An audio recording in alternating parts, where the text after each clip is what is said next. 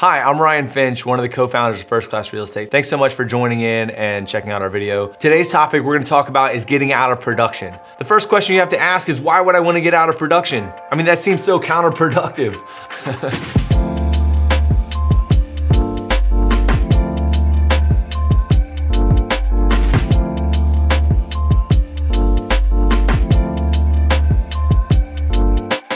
You're gonna get out of production because you're gonna realize that there's way more to this business that you can go after. But the desire and the push to wanna do more has to outweigh the comfort of where you're at today. We talk about vision, we talk about being stuck, getting unstuck, that's all part of this. But getting out of production is really a mindset of deciding that there's more you wanna do in this industry. Getting out of production means you have to decide that customers are gonna go to work with agents you're gonna put into business. You're gonna have to decide that you wanna pass your business off to other agents. You're gonna have to decide that you wanna train those agents to do just as good, if not a better job than you.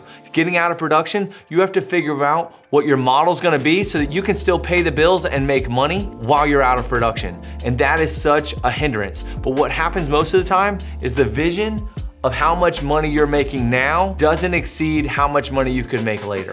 And so you think that going out of production is a downward cycle of losing. But what happens is you have to then fill that time with growing a business. An important factor when figuring this out is figuring out how you're gonna get out of production and what segment and series you're gonna do. I actually wrote a book about this. It's called Explode. You can find it on Amazon. You don't have to go buy the book. What it tells you is you have to figure out how much production you're doing and then how much production and capital you have saved to go out of production. You have to figure out in this model, when you're going out of production, how long it's gonna take you to get back to exactly where you were while you're in production.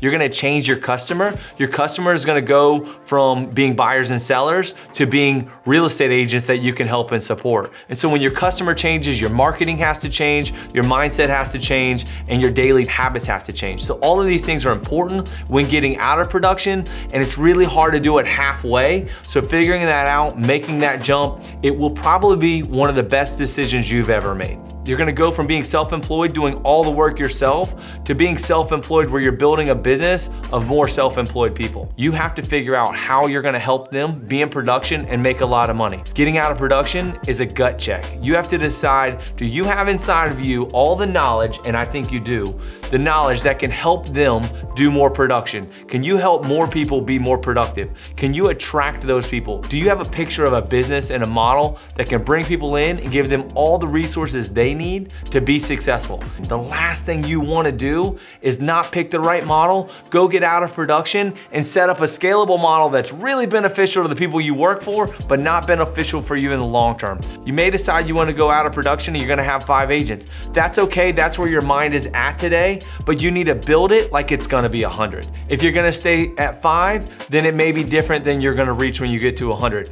Either way, you're out of production, but I do want to tell you and at least caution you that today the goal is 5, tomorrow the goal may be 100, even though you don't feel like that today. I do want to tell you there's some limiting factors to getting out of production.